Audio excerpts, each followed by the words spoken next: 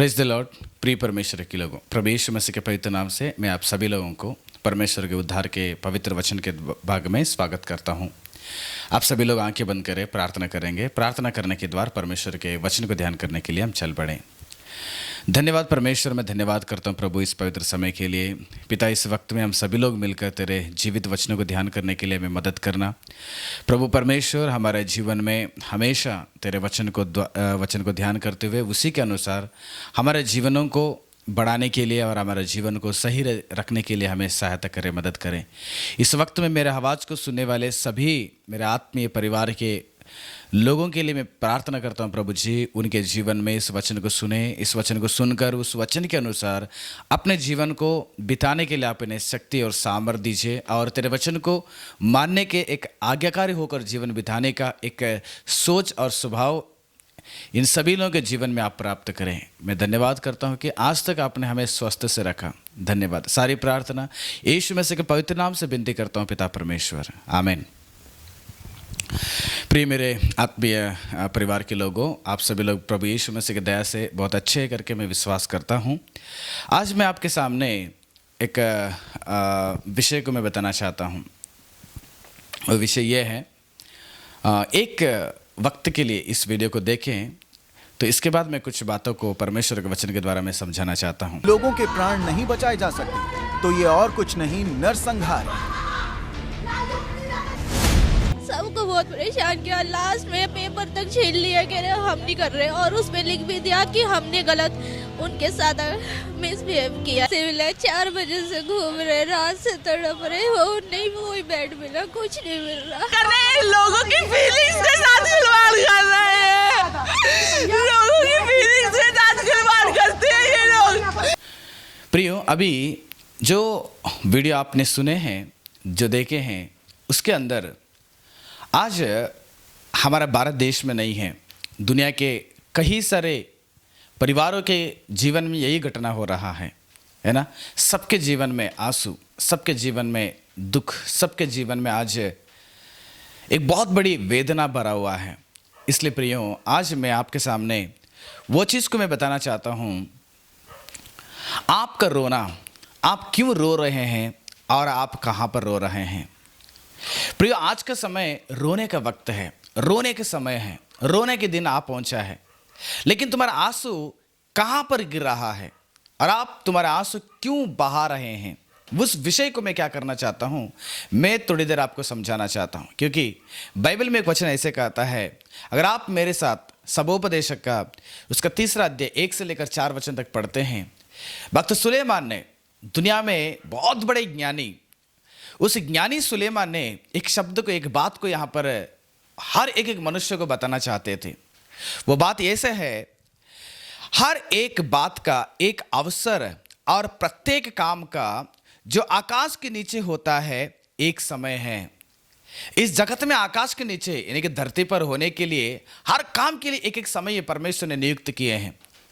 और परिस्थितियां हमारे जीवन में ऐसे पहुंच जाता है कि उस परिस्थिति के अनुसार आकाश के नीचे हर एक समय में, हर एक वक्त में मेरे और आपके बगल में एक माहौल तैयार हो जाता है।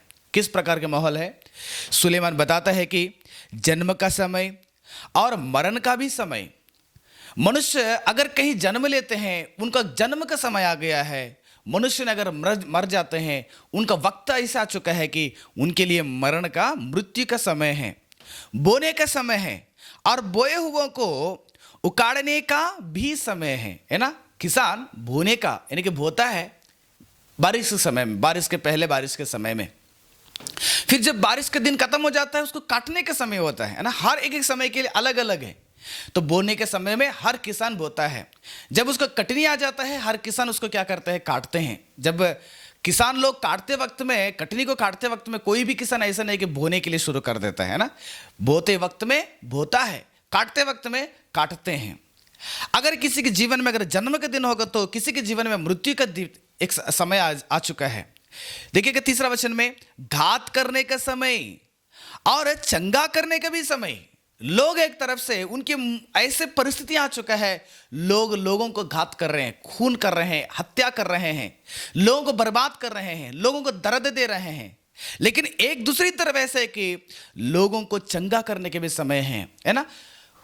कई सारे लोगों के जीवन में ऐसे परिस्थिति आ गए हैं कि वो खुद क्या कर रहे हैं, डॉक्टर्स के द्वारा, परमेश्वर के द्वारा, मनुष्य के द्वारा चंगाई प्राप्त कर रहे हैं हर एक समय संसार में, है ना। फिर क्या बताता है, डाल देने के समय और बनाने के भी समय, गिराने के लिए अगर एक समय आएगा तो उसको बनाने के लिए आपको एक समय आ जाता है। आखिर में उस सुलेमान ने कहता है कि रोने का समय, यानी कि हर जगत के लोगों को एक ऐसे परिस्थिति आएगा, रोने का समय। आज तुम्हारे घर पे तुम रो रहे हो, आप तुम्हारे बेटे के विषय में रो रहे हैं, तुम्हारे बेटी के विषय में रो रहे हैं, तुम्हारे परिवार के विषय में रो रहे हैं, तुम्हारे परिस्थितियां ऐसे आपको आ चुका है कि आज आपके आंखों के अंदर आंसू बह रहा है ना। सुलेमान ने कहा रोने का समय आएगा, हंसने का भी समय आएगा, है ना। हंसने के समय, एक समय में आपके जीवन में हंस रहे थे, लेकिन आज तुम्हारे जीवन में रोने का समय आ चुका है। कितने विधवाएं रोने का समय आ चुका है, कितने परिवार आज रोने के समय आ चुका है। जीवन में आज कई सारी बीमारियां, कई सारी विपत्तियां, कितने परिवार, कितने राज्य देखिएगा, हमारा भारत देश को देखिएगा, कई सारे देशों को देखिएगा, है ना। आज ही फिलहाल फिलिस्तीन्स के बीच में और इजराइलियों के बीच में जब युद्ध हो गया, देखिएगा कितने परिवार, कितने लोग वहां पर मृत्यु पा चुके हैं। तो उन समस्याओं के मध्य में कई सारे लोग ऐसे रो रहे हैं। मैं आपको बताना चाहता हूं तुम्हारा रोना किसके लिए है और तुम किस जगह में रो रहे हैं। हर एक मनुष्य को ऐसे परिस्थिति आ जाता है, यानी कि रोने वाला इस संसार में ना रोने वाला कोई नहीं है। हर एक व्यक्ति को एक ना एक समय आ जाएगा, वो रोने का समय। जब रोने का समय आएगा, तुम क्यों रोते हो और कहां पे रोते हो, आपको इसको तय करना पड़ेगा। क्योंकि जगत में लोग ऐसे भी रोते हैं। आप मेरे साथ अगर एक और वचन पढ़ेंगे तो जगत के लोगों के मध्य में ऐसे प्रकार का रोना है, इसलिए रोना चाहते हैं लोग, इसलिए रो रहे हैं, आंसू उनके जीवन में इसलिए दुख आ गया है। किसके लिए? आप गिनती का 11वां अध्याय 4वां वचन जाके पढ़ते मेरे साथ। वहां पर परमेश्वर का वचन ऐसे कहता है कि और इजरायली भी फिर रोने और कहने लगे, रोने लगे वो लोग। इस्राएल के लोग एक समय में रोने लगे। क्यों रोने लगे? जब उसको जांचने लगे, बाइबल के अंदर परमेश्वर ने बता रहा है कि इस्राएल के लोग इसलिए रोते थे कि हमें मांस खाने को कौन देगा, यानी कि उनको खाने के लिए समस्या था, मांस खाना चाहिए, है ना। मांस खाना, भूख, यानी कि खाने के लिए जब रोटी नहीं मिला, मांस नहीं मिला, उसके लिए रो रहे हैं। आज मनुष्य के जीवन में ऐसे ही है, तुम्हारा आंसू गलत काम के लिए रोते हो, यानी कि बहाते हो, गलत जगह में आप बहा रहे हैं। इस संसार में केवल जरूरतों के लिए, संसार में केवल खाना पीना और संसार की वस्तुओं के लिए अगर आप रोते हैं, वो बहुत ही गलत इरादा है। इसलिए तुम्हारे जीवन में बहुत इंपॉर्टेंट है, तुम्हारा आंसू व्यर्थ नहीं होना चाहिए। और जहां पर आप रोते हैं उसको भी आपको तय करना पड़ेगा, आपको कहां पर रोना पड़ेगा, आपको किस विषय पर रोना पड़ेगा। मैं कुछ बातों के द्वारा आपको मैं क्या करना चाहता हूं, समझाना चाहता हूं। प्रिय परमेश्वर के लोगों, जगत में आपके आंसुओं को देखने वाला कोई नहीं है, जगत में आपके आंसुओं को पहुंचने वाला कोई नहीं है, जगत में आपके आंसुओं को कीमत देने वाले संसार में अधिकतर लोग नहीं मिलते हैं। तुम्हारे आंसुओं के लिए एक ही रास्ता है, उसी रास्ते को मैं बताना चाहता हूं। तुम्हारा आंसू बहाना, तुम्हारा जब भी तुम रोने का समय तुम्हारे जीवन में आ जाता है, तुम कहां पर रोना पड़ेगा, ऐसे जगह को ढूंढिएगा, ऐसे माहौल को आप तैयार कीजिएगा, उस जगह में रोइएगा। और क्यों रोते हैं उसको भी आप तय करना। खाना नहीं मिला है, चिकन नहीं मिला है, मटन नहीं मिला है, फोन नहीं मिला है, मेरे जीवन नौकरी नहीं मिला है, ये चीज के लिए नहीं रोना चाहिए। तुम्हारे जीवन में रोना यानी कि आंसू गलत काम में इस्तेमाल करेंगे, कोई फायदा नहीं होता है। इसलिए मैं आपको बताना चाहता हूं, तुम्हारा आंसू बहुत ही इंपॉर्टेंट है और तुम्हारा आंसुओं के लिए बहुत बड़ी कीमत है। इसलिए आप सबसे पहले बाइबल में अगर आप खोल के पढ़ते हैं, लोग बाइबल में किसके लिए रोए हैं, है ना, किस काम के लिए रोए और कहां पर रोए हैं, उन बातों को मैं बताना चाहता हूं। तुम भी कल से उसी चीज के लिए रोना है, क्योंकि दुनिया में आज एक इतना बड़ी एक परिस्थिति आप पहुंचा है, सब ने रो रहे हैं, है ना, सब लोग रो रहे हैं, मैं भी रो रहा हूं, आप भी रो रहे हैं। मेरे आवाज को सुनने वाले सभी लोगों के जीवन में एक परिस्थिति ऐसा आ जाता है कि आप भी क्या करेंगे, रोना शुरू कर देंगे, रोना शुरू कर देंगे। मनुष्य के जीवन में आंसू तभी आ जाता है जब वो असफल रहता है, जब उसके जीवन में कठिनाई रहता है, जब उसके जीवन में कोई रास्ता नहीं दिखता है, जब उसके जीवन में क्या करने समझ में नहीं आता है, उस वक्त में जब कमजोर होकर अपने आप को कमजोर करके वो जाकर रोने का रास्ता को ढूंढ लेता है। आंसू यानी कि मैंने हार गया हूं, मेरे जीवन में कुछ भी नहीं है, मेरे जीवन में कुछ खो गया हूं, मुझसे नहीं हो पाता है, मैं क्या करूं समझ में नहीं आ रहा है। ऐसे परिस्थिति में प्रिय परमेश्वर के लोगों, तुम्हें एक ऐसे विषय को ध्यान रखना पड़ेगा। बाइबल में उत्पत्ति का 21वां अध्याय 15 से लेकर 19 वचन तक जाके पढ़ते हैं, वहां पर एक हाजिरा नाम की एक स्त्री मिलती है। उस हाजिरा के जीवन में ऐसे परिस्थिति आ गया, ऐसे स्थिति पहुंच गया है, हाजिरा के जो पति इब्राहिम हाजिरा को बाहर से डाल दिए हैं। हाजिरा के पति इब्राहिम का पहला पत्नी सारा भी हाजिरा को बाहर डाल दिए हैं। कुछ गड़बड़ी फैमिली में, इसलिए वो बाहर आ चुकी। बाहर आने के बाद इब्राहिम ने परमेश्वर के कहने से हाजिरा को थोड़ा सा खाना और थोड़ा सा पानी उनको भर के दे देते हैं, आप घर से निकल जाओ। जब हाजिरा अपने बेटा को लेकर घर से बाहर निकल जाती है, यात्रा करते वक्त में हाजिरा अपने बेटा को लेकर जब जंगल के बीचों बीच पहुंच जाती है, तब बेटा का जीवन में ऐसे परिस्थिति आ जाता है, खाना नहीं मिल पा रहा हाजिरा को, बेटा को, और पीने के लिए उनको पानी भी नहीं मिल पा रहा है। और इस तरह पति उसका हाथ छोड़ दिए हैं, इस तरह उसके पति के साथ रहने वाले घर के लोग उसका हाथ छोड़ दिए हैं। एक खुद के घर नहीं उसके जीवन में, ऐसे परिस्थिति आ पहुंचा है, क्या करने समझ में नहीं आ रहा है। आगे क्या करना चाहिए, कहां पर जाना चाहिए, किसकी मदद लेना चाहिए, किसके पास जाना पड़ेगा, जिसके पास में मेरे जरूरतों को बताओ, मेरे दर्द को किसके पास बताओ, समझ में नहीं आ रहा है। समझ में नहीं आने के वक्त में हाजिरा ने क्या कर दी पता है, अपने बेटा को यानी कि इस्माइल को एक झाड़ी के सामने रखकर थोड़ा सा दूर जाकर बाइबल बताता है कि बिलक बिलक कर वो क्या करने लगी, रोने लगी, चिल्ला चिल्ला कर रोने लगी कि मेरा बेटा को मृत्यु में नहीं देख पाता हूं। परिस्थिति जब समझ में नहीं आता है, परिस्थितियां जब मेरे जीवन में क्या करने समझ में नहीं आता है, तो उस वक्त में जब आप रोते हो, आप जब रोते हो, तुम्हारे आंसुओं को सही वक्त में जब आप बहा रहे हैं, आपको समझ में आना पड़ेगा कि तू अपने आंसुओं को कहां पर डाल रहे हो, आप किसके सामने रो रहे हैं, किसके सामने गिड़गिड़ाहट कर रहे हैं। मनुष्य के सामने गिड़गिड़ाहट करने से कोई फायदा नहीं होता है, मनुष्य के सामने आप रोएंगे तो कोई फायदा नहीं होता है। मनुष्य एक ऐसा व्यक्ति बन गया आजकल, इतना स्वार्थ हो चुका है कि मेरे सामने या आपके सामने या आप किसी व्यक्ति के सामने जाकर कितने भी रोकर आपने दर्द को अगर बताते हैं, मनुष्य आज सुनने के लिए तैयार नहीं है। तुम्हारा बेटा आज सुनने के लिए तैयार नहीं है। तुम्हारे आंसुओं को कोई कीमत तुम्हारा बेटा नहीं दे रहा है, तुम्हारे आंसुओं का कीमत कोई भी डॉक्टर्स आपको नहीं दे रहे हैं। आपके आंसुओं के लिए कीमत कोई भी वैद्य, कोई भी राजनेता, कोई भी व्यक्ति, कोई भी घर के लोग नहीं दे पा रहे हैं आपके जीवन में, क्योंकि सब लोग इतना स्वार्थ के सोच के हो गए हैं।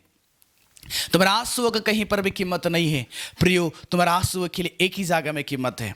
जब हाजिरा ने बिलक बिलक कर अपने बेटा के लिए रोने लगे, अयो मेरा बेटा का जीवन क्या है, अयो मेरा परिवार क्या होता है, मेरा जीवन में आज अभी इसके बाद क्या होने वाला है, क्या करना है, जब समझ में नहीं आया, पूरे कंफ्यूजन में हो गई, रोने लगी, तब परमेश्वर का दूत ने, बाइबल बताता है कि इस्माइल के दूत ने हाजिरा के पास आकर बोलने लगे, हाजिरा तो उठो।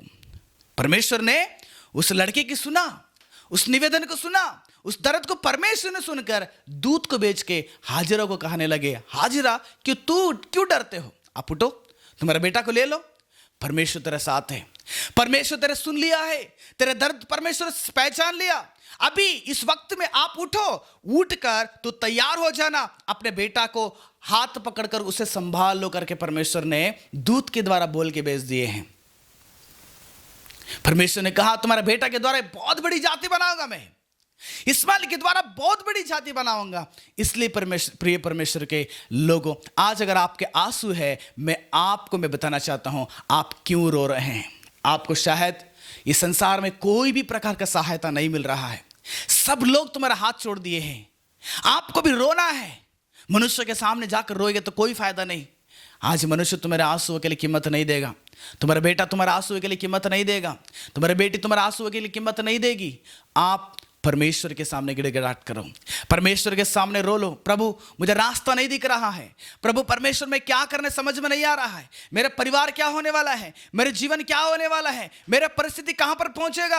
आप जब जीवन में रास्ता नहीं दिखता है उस वक्त में आप परमेश्वर के सामने जाकर गिड़गिड़ाहट करो, क्योंकि परमेश्वर ने दूत के द्वारा हाजिरा को बताया तुम्हारे दुआ, तुम्हारे आवाज, तुम्हारे जो दर्द है परमेश्वर ने जान लिया है। इसलिए मैंने आया हूं कि आपको समझाने के लिए, आपको समझाने के लिए, तू उठो, तेरा बेटा को लो, तू तैयार हो जाओ, तुम्हारा बेटा को संभालो, उस बेटा की वजह से बहुत बड़ी मैं झांकी बनाने वाला हूं। परमेश्वर के आवाज, हाजिरा के आवाज, हाजिरा के बेटा के आवाज परमेश्वर को सुनाई दिया। इसलिए प्रियो, आज परमेश्वर तुम्हारे आवाज के, सॉरी, तुम्हारे आंसुओं के लिए कीमत देंगे। परमेश्वर तुम्हारा आंसुओं के लिए बहुत बड़ी प्रतिफल देने वाले हैं। इसलिए तुम्हारा आंसू सही काम के लिए बहाइए और सही जगह में आप लोग बहाइएगा। आप परमेश्वर के सामने गिड़गिड़ाहट कीजिए, परमेश्वर के सामने गिड़गिड़ाहट कीजिएगा। रोते रोते जो व्यक्ति बोता है वो हंसते हंसते एक दिन क्या करेंगे, वो काटने का समय आ जाता है। इसलिए आपके वक्त जीवन में जब परिस्थितियां ऐसे आ जाता है, समझ में नहीं आता है, तो आप परमेश्वर के पास जाकर गिड़गिड़ाहट करें। तुम्हारा आंसू परमेश्वर के कदमों में आप लोग उंडेल दीजिएगा। आप क्यों रो रहे हैं? इस्राएल के लोग खाने के लिए रोए, आप क्यों रो रहे हैं?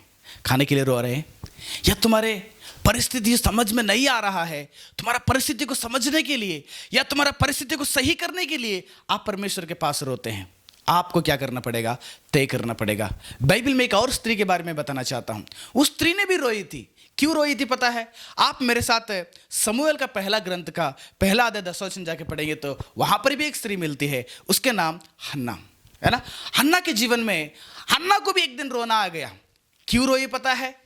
हन्ना के जीवन में इसलिए रोना आ गया कि हन्ना को सब कुछ है, पैसा है, धन है, दौलत है, अच्छा पति है, इतना प्रेम करता पति, इतना प्रेम करने वाला पति साथ में है, सब कुछ साथ में है, लेकिन उसके जीवन में जो जरूरी है वो नहीं है।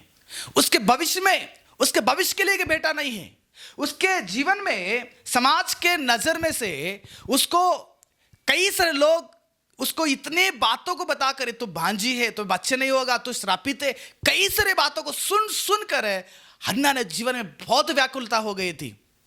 जब जीवन में बेटा नहीं था, जब जीवन में उसके खुद के लिए कोई बेटा नहीं थे, तो हन्ना ने क्या कर दिया पता है? उस वक्त में बाइबल बताता है कि समूएल का पहला ग्रंथ पहला अध्याय 10 वचन जाके पढ़ते हैं तो, और यह मन में व्याकुल होकर यहोवा से प्रार्थना करने और बिलक बिलक कर रोने लगे।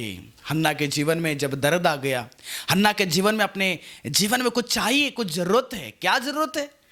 आज हमारे जीवन में मोबाइल फोन, या हमारे जीवन में पैसा, हमारे जीवन में चंगाई, या हमारे जीवन में ऐसे कई सारे यानी कि केवल ही संसार में प्रभु आज मुझे वो खाना चाहिए, उसलिए ऐसे प्रकार का खाना दे दो, है ना। खाने के लिए भी आज लोग क्या करने वाले हैं? अच्छे अच्छे खाने के लिए प्रार्थना करना गलत नहीं, वो भी अच्छे अच्छे खाने के लिए क्या करेंगे? लोग प्रार्थना निवेदन करते हैं, है ना। इस्राएल के जैसे मुझे मांस नहीं करके रोने लगे। हन्ना ने क्यों रोई पता है? हन्ना ने इसलिए रोई, प्रभु मेरे जीवन में कोई बच्चा नहीं, प्रभु समाज की नज़र में मेरा सर उठना चाहिए, मैं परमेश्वर के भक्त नहीं हूं, मैं तुझसे बहुत विश्वास करती हूं, बहुत प्रेम करती हूं, लेकिन मेरे जीवन में एक बेटा नहीं है। आप मेरे जीवन में बेटा दे दो, मैं उस बेटा को क्या करूंगा? तेरे काम के लिए लगा दूंगा। मैं उस बेटा को फिर से तुम्हारे लिए दे दूंगा प्रभु, तेरे काम करने के लिए दूंगा प्रभु। तेरे भवन में काम करेगा, तेरे भवन में तेरे लिए काम करेगा, तेरे भवन में तेरी इच्छा को पूरा करेगा। तू मेरे लिए एक बेटा दे दो। जब हन्ना के जीवन में कुछ जरूरत था, उस जरूरत को लेकर मनुष्य के पास नहीं भागी। वो डॉक्टर्स लोग, मेरे बच्चे नहीं है, मुझे दवा दे दीजिएगा, मुझे बीमारी ठीक नहीं, मुझे दवा दे दीजिएगा, मेरे समस्या है, मुझे दवा दे दीजिएगा। और कोई भगत को ढूंढ के नहीं गए कि वो मेरा बच्चे नहीं, मुझे तावीज दे दीजिएगा, मेरा बीमारी है, मुझे तावीज दे दीजिएगा, मेरे जीवन में ऐसे परिस्थितियां है, कुछ पाना चाहिए, मुझे वो दे दो, ये दे दो। मनुष्य को ढूंढ के नहीं गई। आज मनुष्य को ढूंढ के जाने वाले बहुत सारे लोग, क्योंकि मनुष्यों ने तुम्हारा आंसुओं का फायदा उठाने वाला है।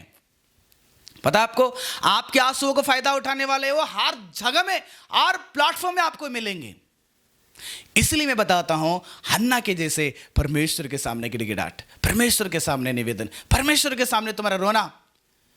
एली ने आ गया, एली नबी आकर बता रहे कि याजक तो जाओ हन्ना, तेरी दुआ परमेश्वर सुन लिया, अगले साल तेरे साथ बेटा हो जाएगा। प्रियो, सच में जिस दिन गिड़गिड़ाहट कर दी उस दिन से लेकर अगले साल तक हन्ना के जीवन में परमेश्वर ने एक बेटा को दिया, उसी का नाम है शमूएल, है ना। देखो उसके आंसू कहां पर है, उसके आंसू जीवन में कुछ पाना है और उसको परमेश्वर के लिए देना है, उसलिए रोई वो। मेरे जीवन में कुछ पाना चाहिए, हमेशा पाना चाहिए, और पाने वाली चीज को परमेश्वर के लिए कुर्बान करने के लिए तैयार नहीं है।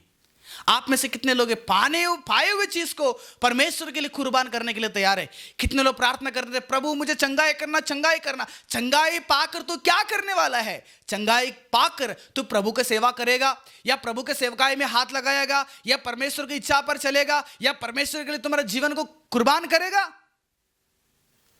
लेकिन चंगाई को तुम लोग जीवन में प्राप्त करने के लिए परमेश्वर के सामने बहुत जोर से रोते हो, अच्छा चीज है, लेकिन पाए हुए उस चंगाई को, पाए उस चीज को, पाए उस संपत्ति को आप किसके लिए दे चुके हैं? आप एक बार तय करना।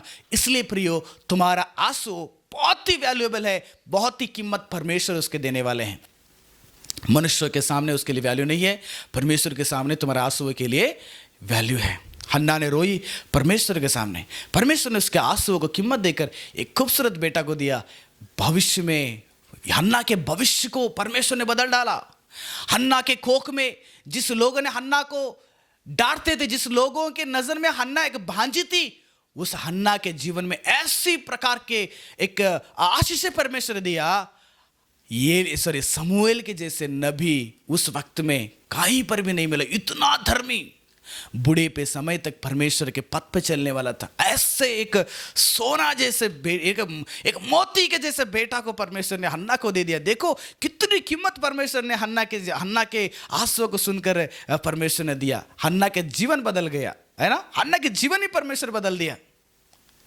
ऐसे तुम्हारा जीवन, तुम्हारा भविष्य जब तुमको समझ में नहीं आता है, तुम्हारे भविष्य के लिए अगर आप रोना चाहते हैं, तुम्हारा भविष्य वो परमेश्वर के लिए कुर्बान करने के सोच लेकर परमेश्वर के सामने क्या करना, आप लोग रोइएगा। कितने लोग आज प्रार्थना निवेदन, ब्रदर मेरे पति को कोरोना है, मेरे पिताजी को कोरोना है, मेरे घर के लोग शुगर पेशेंट है, उनके लिए प्रार्थना करें, उन कोरोना के लिए प्रार्थना करें। कई सारे प्रार्थना निवेदन। मैं आपसे कहना चाहता हूँ, ठीक है मैं प्रार्थना करूँगा, आप मेरे से भी ज़्यादा प्रार्थना करें।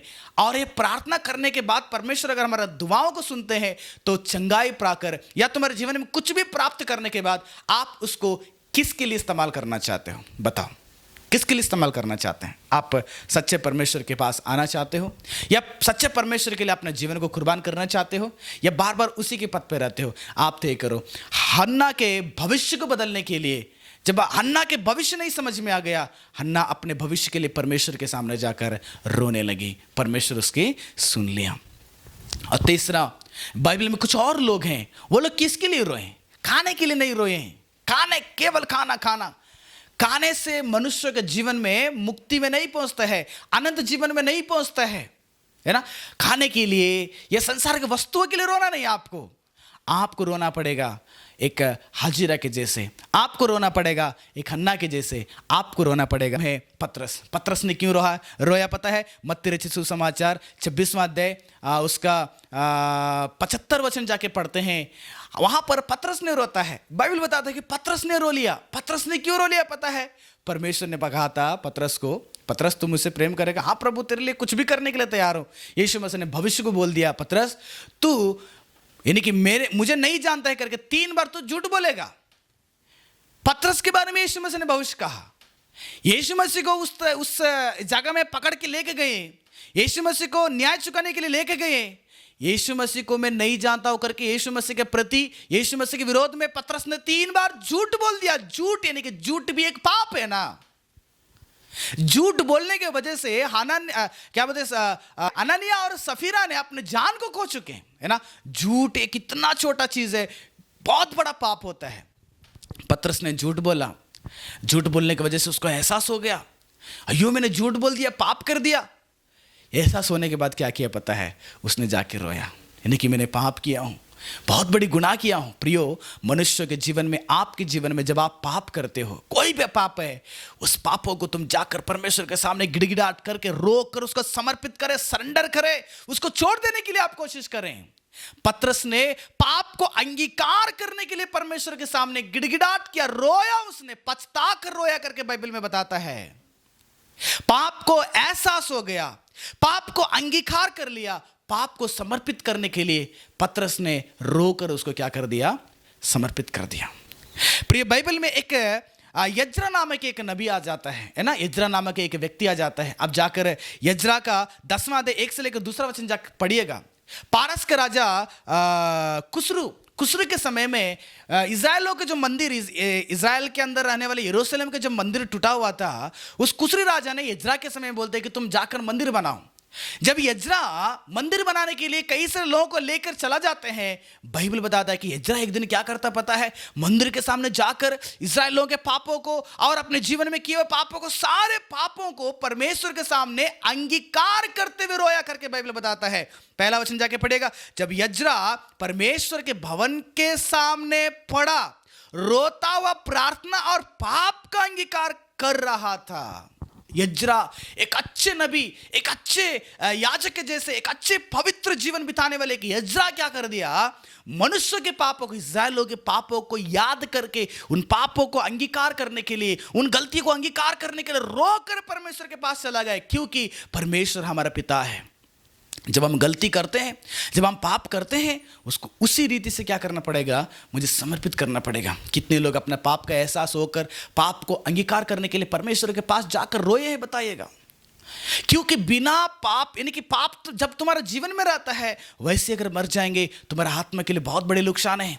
यज्रा पहचान लिया, पतरस ने पहचान लिया, अयो मेरे जीवन पाप से अगर मैं जीवन बिताऊंगा, मैं अंधकार के अंदर जीवन बिताऊंगा, मेरे जीवन के लिए, मेरा आत्मा के लिए कोई मुक्ति नहीं मिलता है, शांति नहीं मिलता, आनंद जीवन नहीं मिलता है। परमेश्वर के लिए मैं आनंद जीवन प्राप्त करना है तो पहले मेरे पाप को अंगीकार करना पड़ेगा। मेरे गलती का एहसास करो। जब हम लोग छोटे थे, जब आप गलती करते, बाप मारते समय में, पापा मुझे मत मारो, मैं गलत कर दिया, दोबारा मैं नहीं करूंगा, दोबारा खेलने के लिए नहीं जाऊंगा, दोबारा फेल नहीं होगा कर कितना हम लोग गिड़गिड़ाहट करते हैं।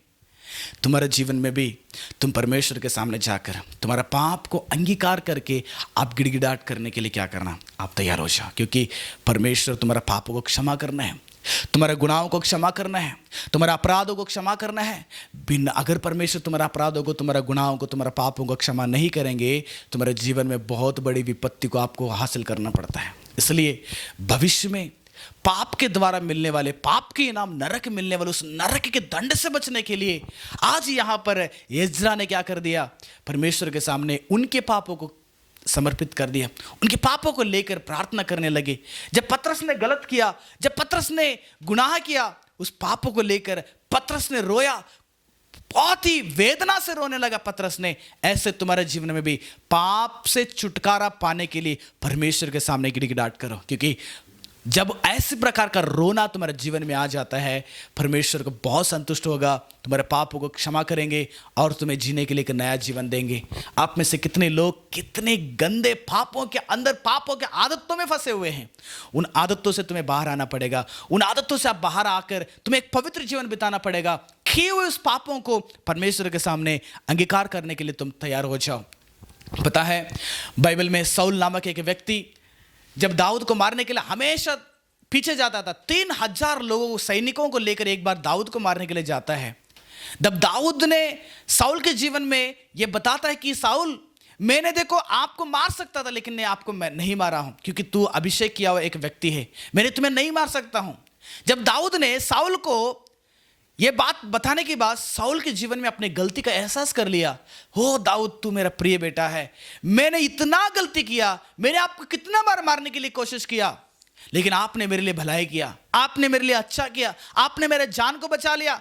साउल एक राजा, इस्राएलियों का पहली राजा, अपने गलती का एहसास करके अपने गलती को क्या कर दिया? उसने मान लिया है। आप क्यों मानने के लिए तैयार नहीं? जवान लोग क्यों मानने के लिए तैयार नहीं?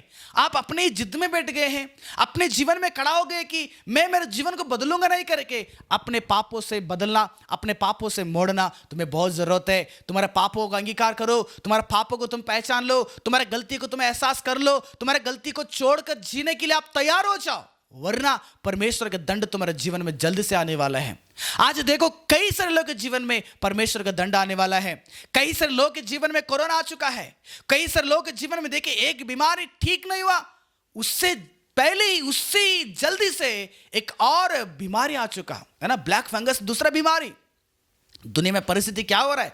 मनुष्य के लिए मृत्यु बहुत करीब आ चुका है। मनुष्य को मृत्यु ढूंढ कर आ चुका है। कोरोना के द्वारा ढूंढ के आ रहा है, एक ब्लैक फंगस के द्वारा ढूंढ के आ रहा है, अन्य प्रकार के कई सारे बीमारियों के द्वारा मृत्यु आपके दरवाजे पर खटखटा रहा है। लेकिन आपके पापों से अभी तक तुम्हें छुटकारा नहीं है। कल तुम्हारे जीवन में अगर मृत्यु भी आ जाएगा, तुम डरने की आवश्यकता नहीं रहेगा जब तुम पाप से विमुक्त हो चुके हो। अगर पाप से विमुक्त होना चाहिए, केवल और केवल प्रभु यीशु मसीह रास्ता है। यीशु मसीह के पास आकर आप गिड़गिड़ाहट करें, प्रभु मेरे पापों को क्षमा करें। आज ही मैं मरूंगा तो मैं स्वर्ग में पहुंचना चाहिए, पैराडाइस में पहुंचना है, मुझे उस शांति में पहुंचना है, उस आशीष में पहुंचना है। आज तक जो धर्मी लोग जहां पर इकट्ठे हैं, धर्मी लोग जहां पर सब लोग मिलजुल के हैं, प्रभु उस जगह में मुझे पहुंचने करके अभी इस वक्त में आपको परमेश्वर के सामने गिड़गिड़ाहट करना पड़ेगा, क्योंकि तुम अब कब मर जाएंगे, कब आप जीवित रहते हैं पता नहीं। इसलिए सुलेमान ने बताया रोने का समय। आज कई सारे लोगों के जीवन में रोना आ गया है। मैं सच में कहूँगा, अगर मेरे परिवार में, आपके परिवार में अगर धर्मी का जीवन बिताकर, पवित्र जीवन बिताकर, पाप से अगर छुटकारा पाकर मर भी जाएंगे, आपको टेंशन लेने की जरूरत नहीं, क्योंकि उन लोगों को तुम भी पवित्र जीवन बिताकर एक दिन फिर से पैराडाइस में यानी कि स्वर्गलोक में देखने वाले हैं। धर्मी लोगों के लिए कोई लॉस नहीं है मरने का। इसलिए प्रियो, अगर तुम्हारा मृत्यु लॉस नहीं होना है तो तुम्हें पाप से छुटकारा पाना है। पतरस के जैसे रोना, इज़रा के जैसे रोना, एक सौल के जैसे रोना। कितने लोग पापों को अंगीकार करने के लिए रोकर, उपवास रहकर रोए परमेश्वर के सामने। ऐसे प्रियो, मैं आपसे निवेदन करूंगा, आप भी परमेश्वर के पास रोकर उसको समर्पित करें, रोकर परमेश्वर के साथ समर्पित करें। तुम्हारा आंसू बहुत ही कीमत है। उस आंसुओं को गलत रास्ता में नहीं पहुंचाइएगा। हाँ, लव यानी कि अपने प्रेमिका नहीं मिला करके रूम में बैठ कर रोने वाले, उपवास यानी कि खाना छोड़कर रहने वाले कितने लोग हैं। अपने प्रेमी नहीं मिला करके रोते हुए बैठ कितने लोग हैं। घर पे फोन नहीं दिलाया करके रोने वाले कितने लोग हैं। आज खाना नहीं दिया करके रोने वाले कितने लोग हैं। आज चार को बात अच्छे से बात नहीं करके रोने वाले कितने लोग हैं। आज फेल हो गए करके रोने वाले कितने लोग हैं। तुम्हारा आंसू कहाँ पर है? व्यर्थ कामों के लिए नहीं है। आपके आंसू बहुत ही इंपॉर्टेंट जगह में उसको बहाइए परमेश्वर के सामने। प्रभु, मैंने गलत किया, पाप किया हूँ, मुझे माफ़ कर देना। मेरा मृत्यु, मैं मरूंगा प्रभु, पवित्र होकर मरना चाहिए, क्योंकि मैं स्वर्गलोक में पहुंचना चाहिए। समझ में आ गया ना? इसलिए भक्त लोगों ने अपने पाप को अंगीकार करके उनके हृदय से आंसू बहा दिए। प्रियो, आखिरी चीज़, तुम्हारा आंसू कहाँ पर और किसके लिए बहाना चाहिए? तुम्हारा आंसू आप दूसरे राजाओं का दूसरा ग्रंथ का 8वां अध्याय 11 से लेकर 12 तक जाके पढ़ते हैं। यहाँ पर एक राजा है, अराम के राजा बेनहदद। जब उसके जीवन में बीमारी आ गया, मरने की अवस्था में था, उस राजा ने यानी कि अराम के राजा ने अपने पास रहने वाले एक व्यक्ति को यानी कि हजाएल एक व्यक्ति को बुलाकर बोलते हैं कि देखो वहाँ पर एलीशा नबी है, वहाँ पर जाओ, मेरा बीमारी ठीक होगा कि इस बीमारी में मर जाऊँगा तो पूछ के आ जाना। हजाएल ने क्या करते हैं, जाते हैं एलीशा के पास। एलीशा से पूछते हैं, एलीशा, हमारे जो राजा है यानी कि अराम के राजा बेनहदद, वो बीमार में है, वो ठीक होगा कि नहीं होगा, आप मुझे बता देना। एलीशा ने बताता है कि हाँ, उससे बीमारी ठीक हो जाता है। इस चीज़ को बोलकर एलीशा क्या किया पता है? 11 वचन, और वह उसकी ओर टकटकी बांध कर देखता रहा, यहां तक कि वह लज्जित हुआ और परमेश्वर का भक्त यानी कि एलीशा रोने लगा। परमेश्वर का भक्त एलीशा रोने लगा। हजाएल को समझ में नहीं आया कि अयो, बेनहदद ठीक होगा करके एलीशा ने बता दिया, अभी तुरंत ये क्यों रो रहा है? हजाएल ने पूछा एलीशा को, एलीशा आप क्यों रो रहे हैं? परमेश्वर के भक्त तुम क्यों रो रहे? एलीशा क्या बताया पता है? एलीशा क्यों रोया पता है? अपने लिए नहीं रोया, अपने घर के लिए नहीं रोया, काम के लिए नहीं रोया, खाना के लिए नहीं रोया, चंगाई के लिए नहीं रोया। एलीशा ने, एलीशा का रोना किसके लिए पता है? 12 वचन, तब हजाएल ने पूछा, मेरा प्रभु क्यों रोते हो? एलीशा ने उत्तर दिया, इसलिए कि मुझे मालूम है कि तू इज़राइलियों पर क्या क्या उपद्रव करेगा। राजा बेनहदद इज़राइल के ऊपर कितना बड़े बड़े उपद्रव देने वाला है। उनके गढ़ वालों नगरों को तू फूंक देगा, उनके जवानों को तू तलवार से घात करेगा, उनके बाल बच्चों को तू पटक देगा और इनकी गर्भवती स्त्रियों को तू चीर डालेगा। यानी कि इज़राइल लोगों के ऊपर जो विपत्तियां राजा के द्वारा या लोगों के द्वारा या कोई प्रकार के विपत्ति उन लोगों के ऊपर आने वाला था, उन इज़राइल लोगों को याद करते हुए, उस भविष्य को देखते हुए एलीशा ने रोने लगा कि इज़राइल लोगों के जीवन में ऐसे क्यों, और इज़राइल लोग इतना क्यों अपने जीवन को पाप से जीवन बिता रहे, इतना क्यों वो लोग जिद हो चुके हैं, उनके जीवन में इतना बड़ी उपद्रव आने वाला है, विपत्ति आने वाला है, समस्या आने वाला है, कठिनाई आने वाला है। उसको याद करके एलीशा ने रोने लगा। इनकी एलीशा के जैसे आज मुझे और आपको हमारे देश के लोगों के लिए रोना बहुत आवश्यकता है। हमारे देश में कितना बीमारी लोग हैं, हमारे देश में कितने गरीब लोग हैं, हमारे देश में कितने राजनेता लोग हैं, हमारे देश में कितना विश्वासी लोग हैं, हमारे देश में कितना अंधविश्वास के अंदर है। हमारे देश के हर एक एक प्रजा के लिए मैं और आप रोना है परमेश्वर के पास, प्रभु इन लोगों को तो बचाना, इन लोगों को सच्चा मार्ग में चलाना, इन लोगों के जीवन में आप समय लेकर आ जाओ ताकि उनको समाचार पहुंच जाए। एक समय में लोगों ने प्रार्थना की होंगे, भक्तों ने प्रार्थना की, हम लोग कितने प्रार्थना किए हम आप हमारे देश के लिए। आज प्रियो ऑनलाइन के द्वारा हर कोने कोने में हर एक व्यक्ति के घर के अंदर जाकर सुसमाचार पहुंच रहा है। ये क्या बोलते हैं, चंगाई नहीं है परमेश्वर का। आज हम लोग चर्च तो बंद हो गया है, चर्च में एक सेवक और 50 विश्वासी लोग उतने ही वचन को सुनते थे, लेकिन वही एक सेवक के द्वारा आज कई सारे कोने कोने में क्या कर रहा है पता है, सुसमाचार पहुंच रहा है। परमेश्वर ने हमारे प्रार्थना को सुना है। आज तुम परमेश्वर के सामने हमारे देश के लिए प्रार्थना करें, दूसरे देश के लिए प्रार्थना करें, देश के प्रजा के लिए प्रार्थना करें, देश के नेताओं के लिए प्रार्थना करें, लोगों के जीवन को जैसे एलीशा ने बताया, नगरों को तू फूंक देगा, आज जवानों को तू तलवार से घात कर देगा।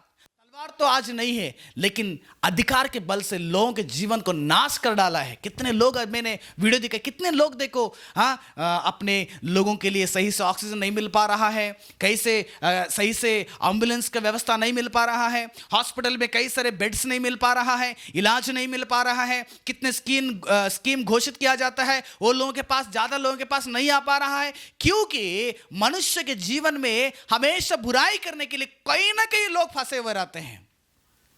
अब ऐसे परिस्थितियों को देखकर मुझे चुपचाप नहीं बैठना चाहिए, हाथ बांध कर नहीं बैठना चाहिए। इसका मतलब यह नहीं कि लड़ाई करो। हम और आप परमेश्वर के सामने जाएं, परमेश्वर के सामने रोएं, एलीशा के जैसे रोएं, प्रभु मेरे देश का हालत क्या है, प्रभु मेरे देश के विरोध में ऐसे क्यों लोग हैं, प्रभु मेरे देश में ऐसे क्या बोलते हैं, गंदगी लोग क्यों हैं, प्रभु मेरे देश में ऐसे स्थिति को बदल दें, प्रभु यीशु मसीह ऐसे बीमारी को बदल दें। आप परमेश्वर से प्रार्थना करें, परमेश्वर से ठीक करेंगे, परमेश्वर से ठीक करेंगे। सही समय पर परमेश्वर के उस परिस्थितियों को क्या करेंगे, बदल डालेंगे। इसलिए प्रियो, आज हम सभी का रोने का समय है, हम चुपचाप नहीं रहेंगे, परमेश्वर के पास क्या करें, हम लोग रोएं, गिड़गिड़ाहट करें। एक हाजिरा के जैसे, हाजिरा को परमेश्वर ने बताया, तेरा रोना मैंने सुन लिया हूँ, हाजिरा मैं सुन लिया हूँ, तेरा आंसू अपने बेटा के लिए है ना, तेरा भविष्य के लिए ना, समझ में नहीं यार लाइफ में। परमेश्वर ने हाजिरा के द्वारा आपको समझाने के लिए कोशिश कर रहे हैं। तुम्हारा आंसू को देखने वाला परमेश्वर है, मनुष्य नहीं है।